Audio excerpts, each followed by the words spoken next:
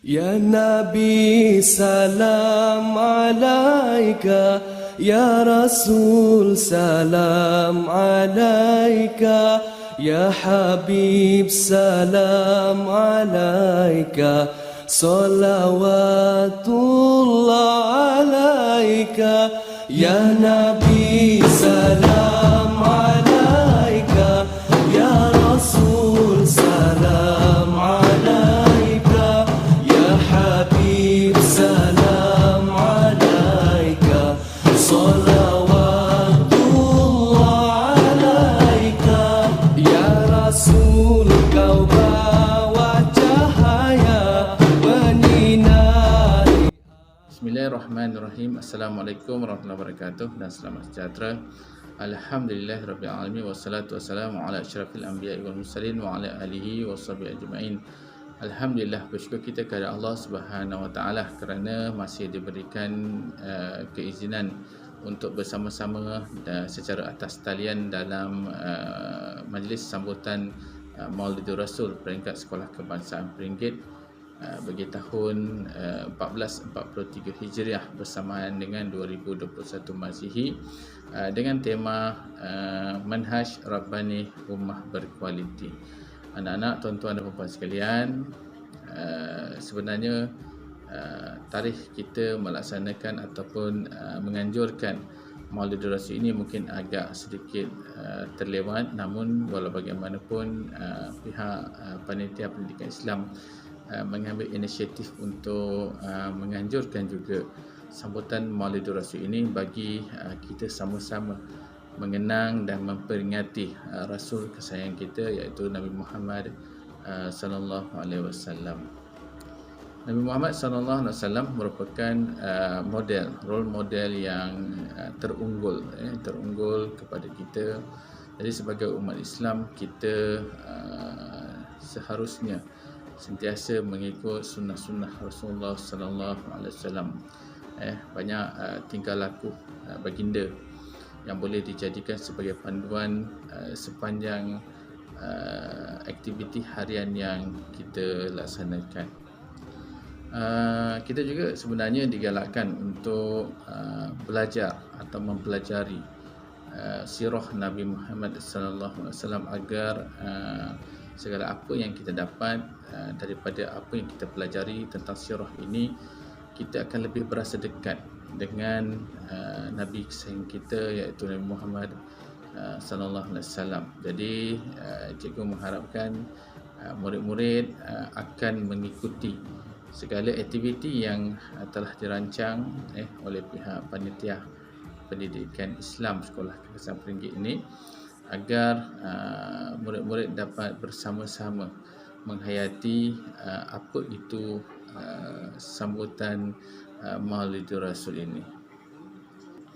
Cikgu rasa setakat itu saja ucapan cikgu untuk kali ini, dan harapan cikgu kita sebagai umat Nabi Muhammad sama-sama sentiasa mencontohi baginda dengan melaksanakan segala apa yang telah digariskan dalam sunnahnya dan meninggalkanlah apa-apa yang telah dilarang.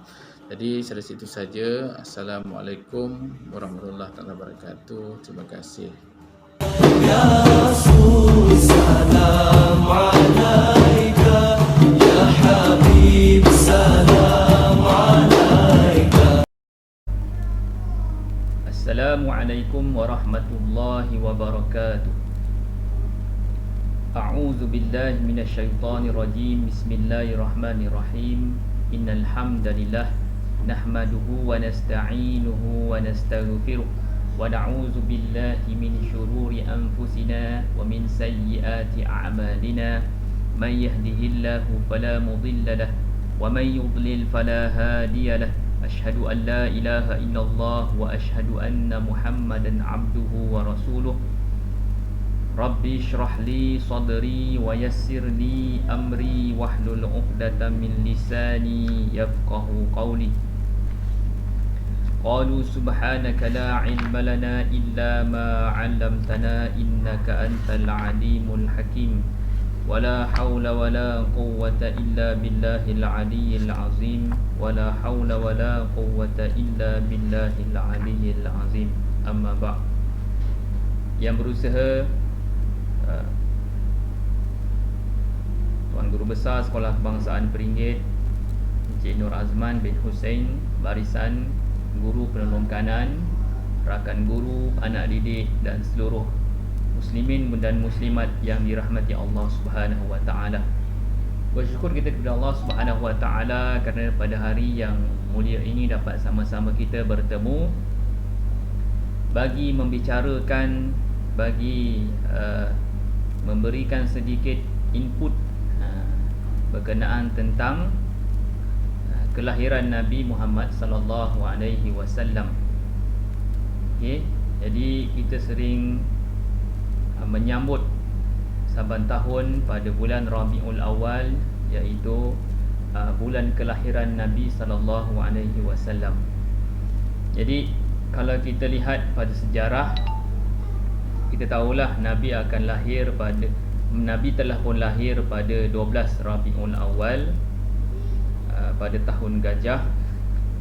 Okey, jadi berkenaan tentang tahun gajah ini, dia diberikan nama tahun gajah kerana pada tahun tersebutlah yang mana seorang raja daripada Yaman, iaitu Abrahah, bersama tenteranya seramai 600 orang dan juga 9 atau 13 ekor gajah telah datang ke Mekah untuk menghancurkan Kaabah. Okey, jadi peristiwa ni berlaku lebih kurang 50 hari. 50 hari sebelum kelahiran Nabi sallallahu alaihi wasallam. Jadi bila mana Yaman ni dia berada di sebelah bawah Saudi ataupun di bawah Hijaz lah, kota Mekah. Okey, di sebelah bawah, sebelah selatan. Kalau kita tengok pada peta tu, di sebelah bawah. Jadi Abrahah ni dia sebenarnya dia cemburu kepada Kaabah, yang mana setiap tahun terlalu ramai orang yang datang untuk menziarahi Mekah dan juga Kaabah. Jadi dia pun satu hari dia menciptakan satu gereja yang sangat besar dan juga daripada emas, ya. Okey, dia diperbuat daripada emas. Kemudian dia nak pastikan orang akan beralih daripada Mekah pergi ke Yaman. Tapi perkara itu tidak berlaku, kan. Bahkan ada juga seorang yang menyelinap masuk ke dalam gereja tersebut, kemudian dia lumurkan tanah pada dinding gereja tersebut, pada bahagian kiblatnya, ya. Jadi Abrahah ni sangat marah. Sebab itulah lepas pada tu dia bertekad, kalau tak ramai orang datang ke gereja yang dia buat, maka dia akan pergi menghancurkan Kaabah supaya orang akan beralih daripada Mekah pergi ke Yaman, pergi ke Sana'a, tempat dia. Okey, daripada itulah maka dia pun pergi mengarahkan panglimanya bersama 600 tentera dan juga 9 atau 13 ekor gajah sebagai kereta perisai. Jadi mereka pun pergilah menuju ke Mekah. Hampir-hampir ke Mekah, apa yang dibuat oleh tentera Abrahah ni, mereka telah pun merompak dan merampas harta benda penduduk Mekah. Kemudian pula dalam masa yang sama, mereka telah juga merampas lebih kurang 200 ekor unta milik kepada Abdul Muttalib. Siapa Abdul Muttalib? Okey, Abdul Muttalib adalah datuk Nabi sallallahu alaihi wasallam. Jadi Abdul Muttalib adalah orang yang bertanggungjawab memelihara dan meraihkan setiap tetamu yang datang ke Mekah. Jadi bila dah nak hampir sampai ke Mekah, Abrahah pun bertemu dengan Abdul Muttalib sebagai tuan rumah. Apa nak buat? Nak minta izin supaya nak menghancurkan Kaabah. Tapi Abdul Muttalib tidak menghalang Abrahah untuk menghancurkan Kaabah. Tetapi apa yang dikehendaki oleh Abdul Muttalib adalah meminta supaya Abrahah memulangkan 200 ekor untanya yang telah dirompak. Jadi Abrahah pun rasa pelik. Yang diketahui selama ni Abdul Muttalib ialah orang yang menjaga Kaabah, orang yang memegang kunci pintu Kaabah. Tetapi bila mana Kaabah itu hendak dimusnahkan, Abdul Muttalib tidak membela, tidak menghalang, kan? Maka Abdul Muttalib pun berkata kepada Abraha, okey, dia kata apa? 200 ekor unta itu adalah milik aku dan aku bertanggungjawab menjaganya dan memeliharanya. Manakala Baitullah Kaabah itu yang hendak kau hancurkan itu adalah milik Allah. Dialah yang akan menjaganya. Jadi Abraha dengan sombong dia kata, tidak akan ada seorang pun mampu menghalangi aku daripada menghancurkannya. Maka Abdul Muttalib kata, kita lihat sahajalah. Maka Abdul Muttalib kata, penduduk-penduduk Mekah, kamu semua hendaklah keluar daripada rumah kamu, tinggalkan kota Mekah ni, pergi ke tempat yang lebih selamat. Lepas pada tu Abrahah dan tenteranya bergerak sampai satu ketika gajah yang ditunggangi oleh mereka itu tidak mahu berjalan, berhenti. Dia stop kat situ, tak nak menuju ke Kaabah lagi dah, stop. Jadi diarahkan, disebat, ditolak, tak nak bergerak gajah tu. Hebat kan?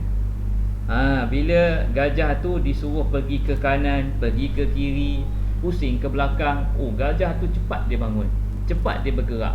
Tapi bila dipalingkan menuju ke arah Kaabah untuk menghancurkan Kaabah, mereka gajah-gajah ni semua duduk, tak nak jalan. Protes dah tu, kan? Okey. Jadi mereka rasa pelik dan bingung. Abraha dan tentera dia semua rasa pelik dan bingung. Tiba-tiba terdengar satu suara yang sangat kuat daripada langit. Okey. Satu suara yang sangat kuat daripada langit. Kemudian mereka melihat rupanya ada beberapa ekor burung. Sekawanan burung datang. Kemudian membunyikan suara yang sangat kuat. Jadi mereka hinggakan ada yang sakit telinga. Kemudian bila dalam masa yang sama juga, burung ini telah membawa 3 biji batu, 1 di paruh, 2 di kaki. Sampailah pada burung ni sampai kepada Abraha dan tentera dia. Dia lepaskan batu tu, maka jatuhlah batu tu terkena pada tentera Abraha dan juga gajah-gajahnya. Apa yang berlaku? Apa yang berlaku pula? Kalau kita lihat, kan, bila mana ulat kalau makan daun, kita tengok kan, daun tu berlubang-lubang. Macam tu jugalah berlakunya Abraha dan tentera-tenteranya apabila terkena batu tersebut. Tetapi Abraha ni dia sempat melarikan diri, balik semula ke Yaman. Bila balik semula ke Yaman, dia jatuh sakit. Sakit punya sakit sampai satu ketika dada dia ni kembang. Kemudian dia terbelah, terkeluar sampai dia punya jantung. Tu dalam satu riwayat. Maka meninggallah Abraha. Jadi bila mana Abraha meninggal, mati, maka perkara ni tersebar tentang kematian Abraha. Dan hasil mati sebab apa? Sebab daripada terhasilnya sebab nak menghancurkan Kaabah itu tadi. Maka berita ni sangat cepat sampai ke seluruh dunia, ke Rom, ke Parsi, kan. Okey, sampai kat sana. Lepas pada itulah 50 hari lebih kurang, 50 hari selepas peristiwa tersebut, maka lahirlah insan mulia ini, Muhammad bin Abdullah bin Abdul Muttalib. Jadi kena ingat, Muhammad bin Abdullah bin Abdul Muttalib. Okey. Jadi Nabi Muhammad ni kehilangan bapanya ketika dia berusia 2 bulan di dalam kandungan ibunya. Okey. Jadi 2 bulan dalam perut ibu dia, Nabi Muhammad telah pun kehilangan ayahnya, telah meninggal dunia. Ayahnya meninggal dunia pada usia yang sangat muda, lebih kurang 28 tahun. Okey. Bila sampai satu ketika cukup 9 bulan dalam kandungan ibunya, maka lahirlah Nabi Muhammad sallallahu alaihi wasallam pada 12 Rabiul Awal bertepatan 20 April 571 Masihi. Jadi ini adalah pendapat yang terkemuka, yang banyak diperbincangkan tentang tarikh kelahiran Nabi sallallahu alaihi wasallam. Okey, Nabi lahir ni ibunya terus memberikan berita tersebut kepada Abdul Muttalib. Abdul Muttalib ambil cucu dia ni yang baru lahir ni pergi masuk ke dalam Kaabah. Okey, bila masuk dalam Kaabah, Abdul Muttalib berdoa bersyukur kepada Allah Subhanahu Wa Taala. Jadi kemudian selepas pada tu kebiasaan orang-orang Arab ni, dia bayi yang lahir ni tidak akan disusukan oleh ibunya, tetapi dia dicarikan ibu susuan yang berada di perkampungan-perkampungan kecil. Dia tidak akan duduk di bandar. Untuk apa? Untuk menjaga kesihatannya, kefasihan tutur katanya, untuk menjadikan fitrah yang baik yang ada dalam diri anak itu. Sebab itu lepas pada itu Nabi Muhammad dihantarkan ke perkampungan.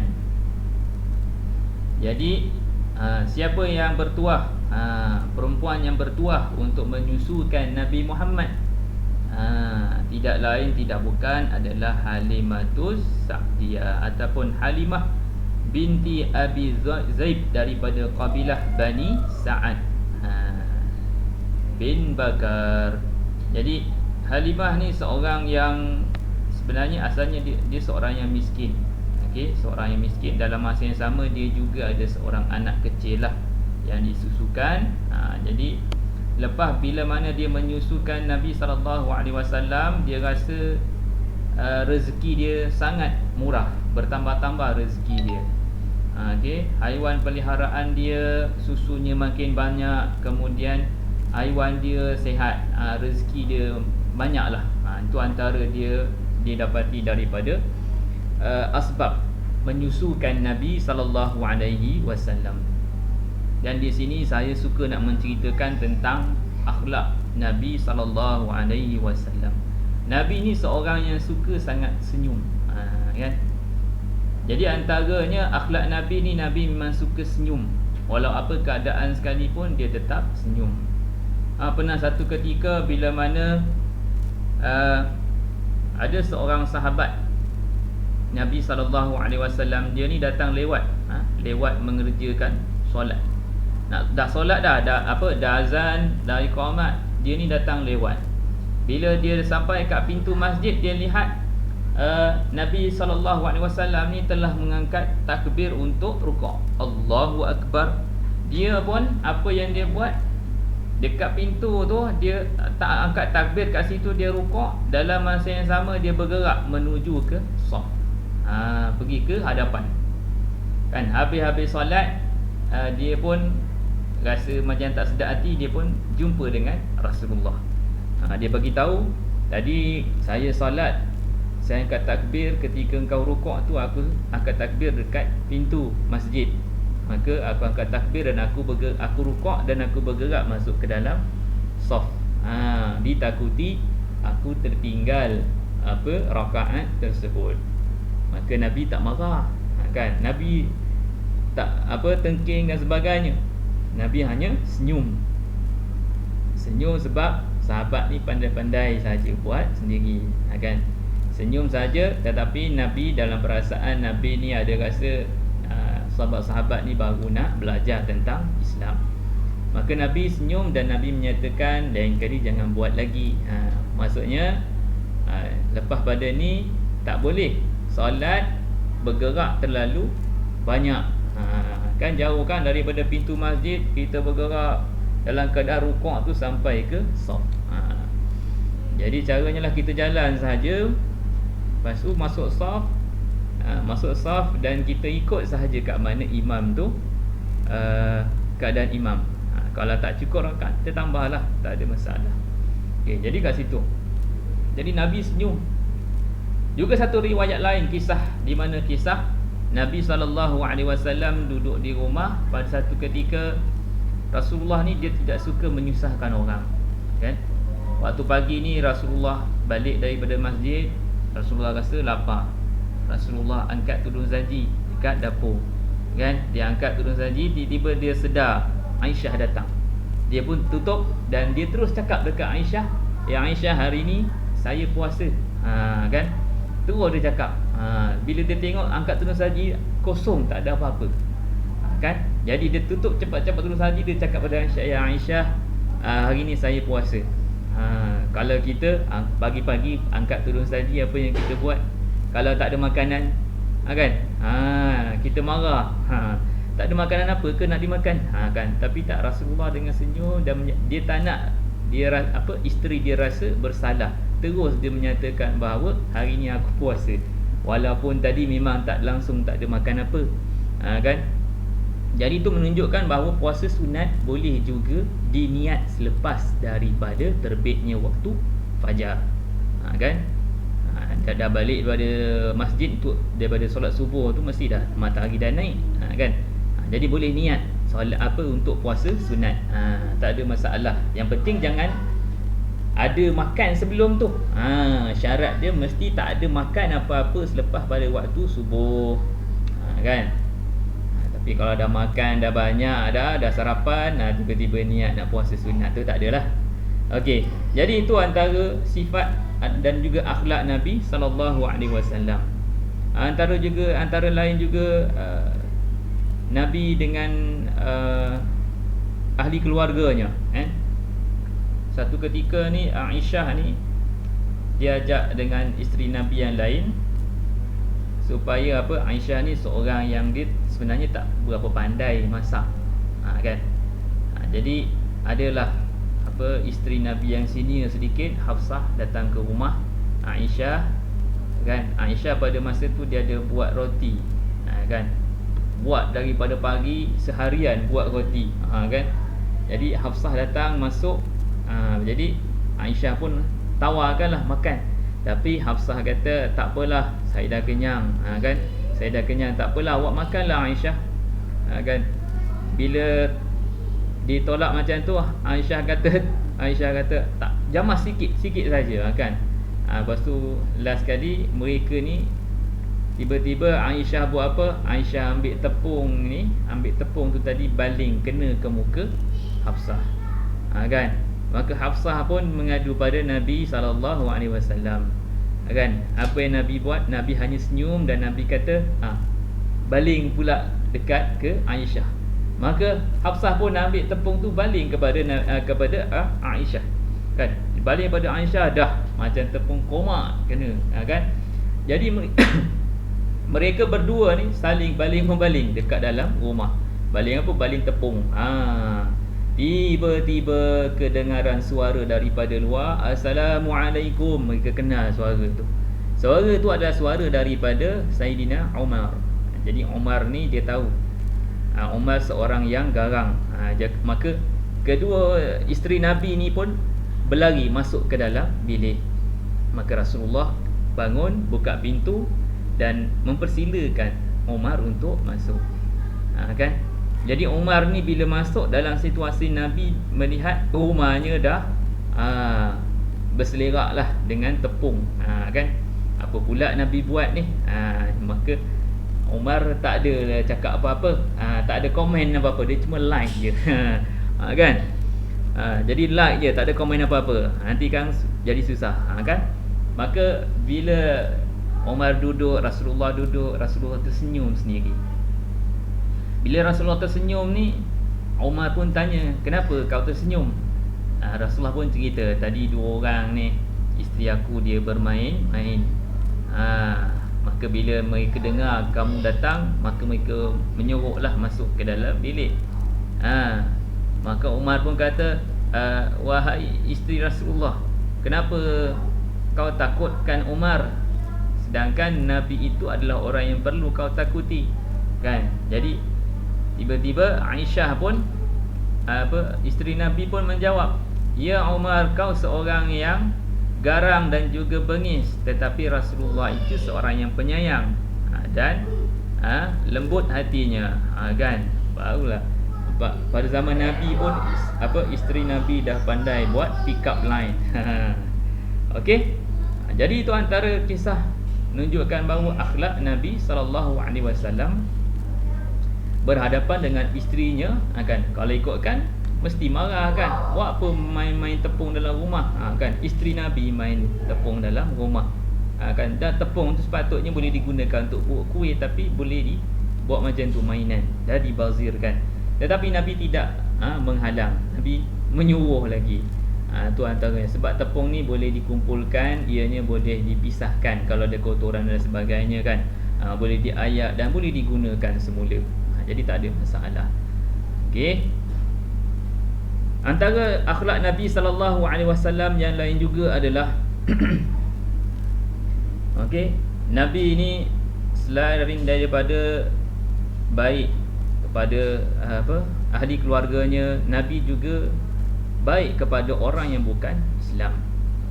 Okey, contoh yang berlaku adalah satu ketika sahabat Nabi SAW dia berada di pasar. Bila mana dia melihat di pasar ada seorang Yahudi, seorang Yahudi, apa yang dia buat?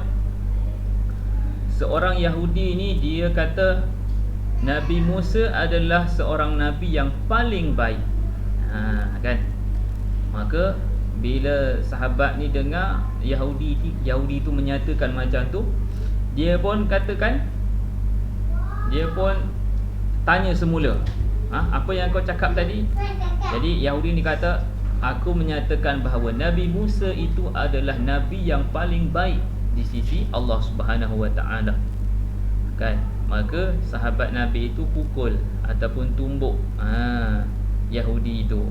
Jadi Yahudi ni buat apa? Yahudi ni bertemu dengan Rasulullah, mengadu pada Rasulullah. Dia kata, wahai Rasulullah, sahabatmu telah memukul aku, kan. Jadi Rasulullah kata, panggil sahabat tu, kan. Mana sahabat aku yang memukulmu?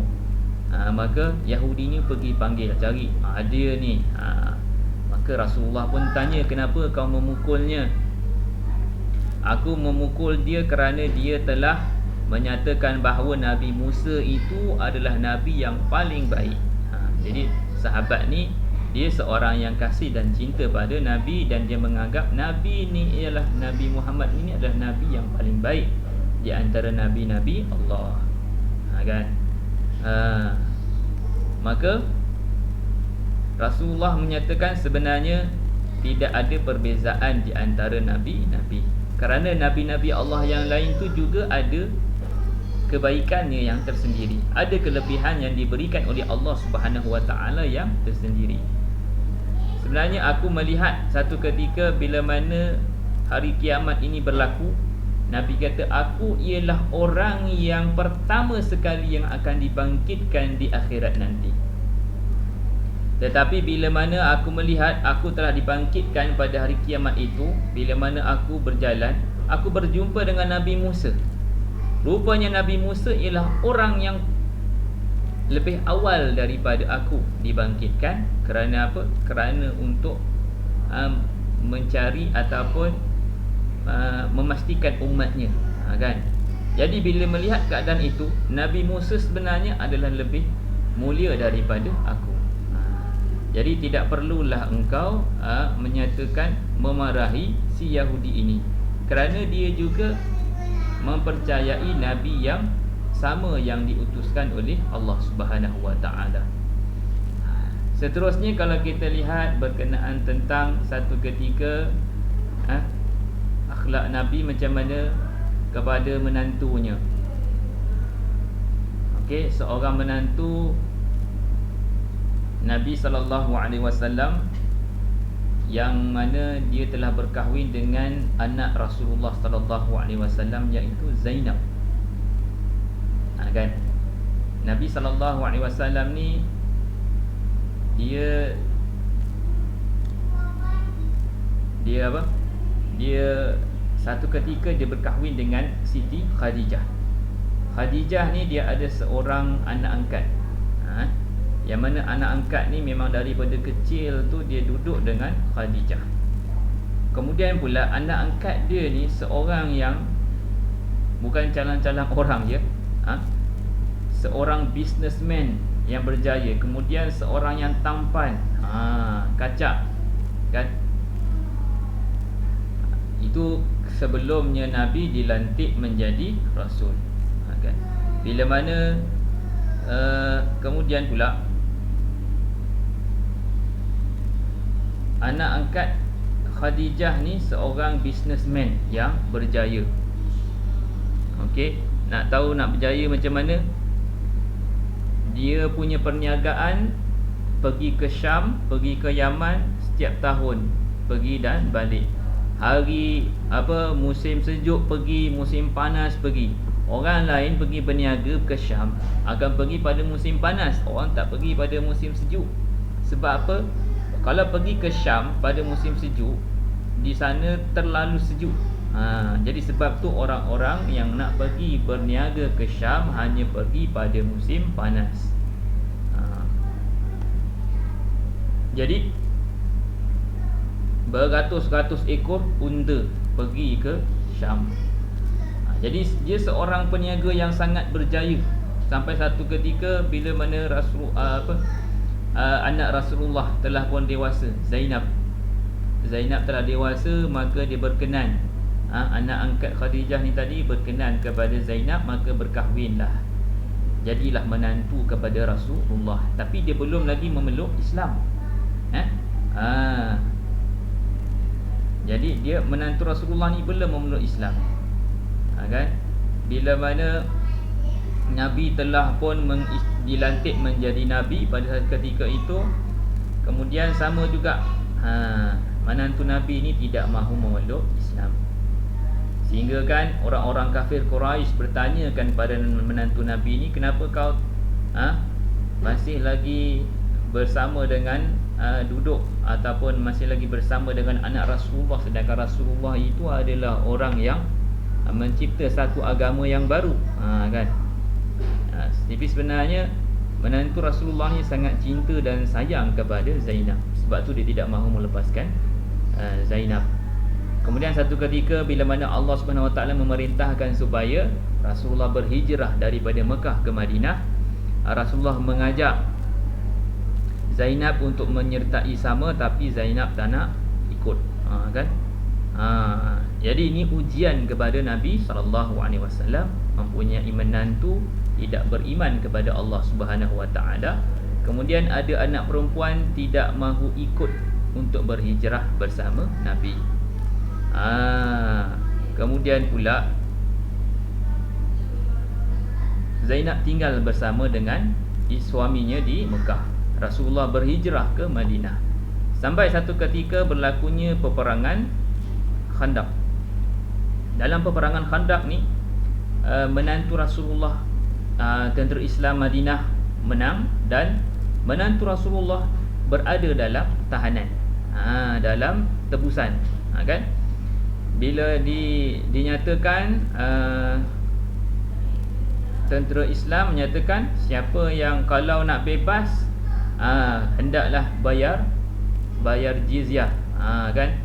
Bayar jaminan, kan? Kena ikat jamin, kan? Kena ikat jamin. Jadi bila mana perkhabaran itu sampai kepada Zainab, maka Zainab pun cari duit, cari apa semua, kumpulkan, hantar, serahkan kepada Nabi SAW. Bila mana sampai pada Nabi, Nabi pun buka, ada sedikit wang, dan juga tiba-tiba dia tengok ada satu kalung. Kalung itu adalah milik kepada isterinya Khadijah, yang mana pada satu ketika Khadijah, kalung itu bila mana Zainab ingin berkahwin, maka kalung itu dihadiahkan, Khadijah hadiahkan kepada Zainab. Maka bila Rasulullah memegang kalung tersebut dan dia kenal kalung itu adalah kalung Nabi, isterinya Khadijah, maka Rasulullah terdiam seketika. Bila mana dah rasa terdiam, Rasulullah berjumpa dengan orang yang menjaga tawanan perang tersebut. Rasulullah menyatakan kepada orang tu, nampak Rasulullah ni seorang pemimpin di Madinah, kan? Boleh je terus pergi ke tu, lepaskan. Tapi tak, Rasulullah pergi jumpa orang yang bertanggungjawab menjaga tawanan perang. Boleh tak? Rasulullah kata, boleh tak aku nak tolong lepaskan menantu aku ni dengan syarat. Syaratnya apa? Bawa semua duit dan juga kalung milik Zainab ini, serahkan kepada dia, dan aku nak engkau hantar dia balik sini. Nabi kata kepada menantunya. Maka menantu dia ambil lah duit tu tadi dan juga kalung, balik ke Mekah. Balik ke Mekah, menantu Rasulullah ni isytihar. Isytihar apa? Walaupun aku telah dibebaskan dengan bersyarat macam ni sekalipun, aku tidak akan memeluk Islam. Kan? Rasulullah bebaskan dia. Sampai ke Mekah, dia menyatakan juga tidak akan memeluk Islam. Dan dia, bagusnya dia ni tepati janji. Dia arahkan, dia bagi harta duit tu tadi, kalung tu Khadijah bagi pada isteri dia Zainab. Dia hantar balik Zainab pergi ke Madinah. Lepas pada tu, satu ketika menantu Rasulullah ni dia pergi berdagang, pergi ke Syam. Pergi ke Syam ni dia akan menaik ke atas. Daripada Mekah ni dia akan melalui Madinah, lepas tu pergi naik ke atas, barulah sampai Syam. Jadi bila dia pergi ke sana, balik tu kena tahan. Kena tahan dengan orang yang menjaga sempadan. Bila mana kena tahan, dia pun lari menyeruk. Dia duduk dekat rumah Zainab. Bila mana dia menyeruk duduk kat rumah Zainab, maka Rasul tahu dia ada kat situ. Maka Rasulullah pun bertemu dia kat situ. Dia kata, kau tak boleh bersama dengan anak aku kerana kau adalah berlainan agama. Ini tidak dibolehkan dalam agama Islam. Maka kali kedua Rasulullah melepaskan menantunya itu bersama barang-barang dagangannya balik ke Mekah. Kan? Nabi tak ada denda, tak ada marah, tak ada cakap apa. Nabi arahkan macam tu je.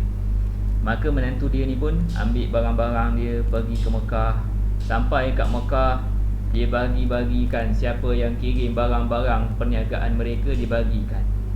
Dia bagi-bagi, dia anggap dia dah tak ada hutang lagi dengan sesiapa pun. Dia pun berdiri di sekitar Kaabah. Dia menyatakan bahawa dengan nama Allah Subhanahu Wa Taala, hari ini aku asyhadu an la ilaha illallah wa asyhadu anna Muhammadar Rasulullah. Masuk Islam menantu Nabi SAW. Kan? Jadi itu kisah ujian yang dihadapi oleh Nabi SAW. Tapi Nabi dengan penuh kesabaran, penuh rasa yakin dengan Allah Subhanahu Wa Taala adanya pertolongan dengan Nabi. Walaupun ujian tu rasa berat, kan, menantu sendiri tidak mahu memeluk agama Islam, tapi Nabi sabar. Nabi banyak berikan peluang. Akhirnya Allah berikan hidayah kepada menantu Nabi SAW. Jadi bila dia dah isytihar keislamannya, maka dia pun pergi ke Madinah bertemu dengan Zainab.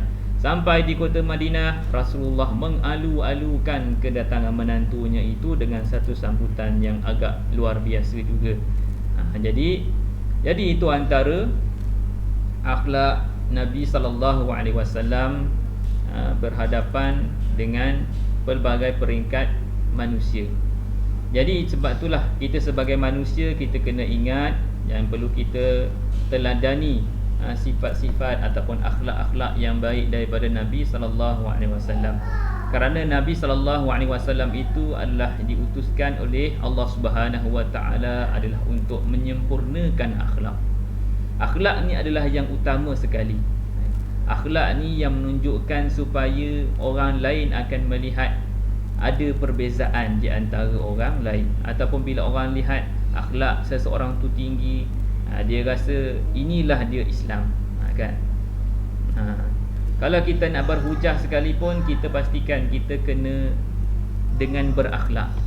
Walaupun kita menggunakan Al-Quran, hadis sekalipun, walaupun ianya benar, ianya tepat, sahih dan sebagainya, tetapi akhlak itu kena diutamakan, kena diselarikan dengan Al-Quran dan hadis.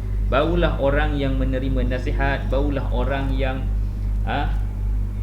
didakwahnya itu akan rasa ada kebenaran yang disampaikan. Jadi saya rasa cukup setakat tu sahaja perkongsian kita pada kali ini. Semoga adalah butir-butir ilmu yang boleh kita ambil dan boleh kita amalkan dalam kehidupan kita sebagai seorang Muslim dan mukmin kepada Allah Subhanahu Wa Taala. Dan diharap sama-samalah kita memperbanyakkan berselawat ke atas Nabi sallallahu alaihi wasallam. Kita kena ingat bahawa Nabi sering pesan, man shalla alayya salatan sallallahu alaihi asyara marrah, kan? Nabi sallallahu alaihi wasallam kata, siapa yang berselawat ke atasku sekali, maka Allah Subhanahu Wa Taala akan berikan kebaikan berselawat ke atasnya sebanyak 10 kali. Itu kelebihan. Jadi antara lain juga dalam selawat kita juga akan memperolehi syafaat Nabi sallallahu alaihi wasallam di akhirat nanti. Jadi cukup sekadar tu, apa yang baik datang ni daripada Allah Subhanahu Wa Taala, dan apa yang terkurang itu adalah kelemahan saya sendiri. Moga-moga kita diberikan kesihatan yang baik, dijauhkan daripada wabak mara bahaya ini, dan semoga kita akan terus istiqamah dalam beribadah kepada Allah Subhanahu Wa Taala. Sekian aku li qauli hadza wa astaghfirullahal azim li wa lakum. Wassalamu alaikum warahmatullahi wabarakatuh. Ya Nabi salam alaika, ya Rasul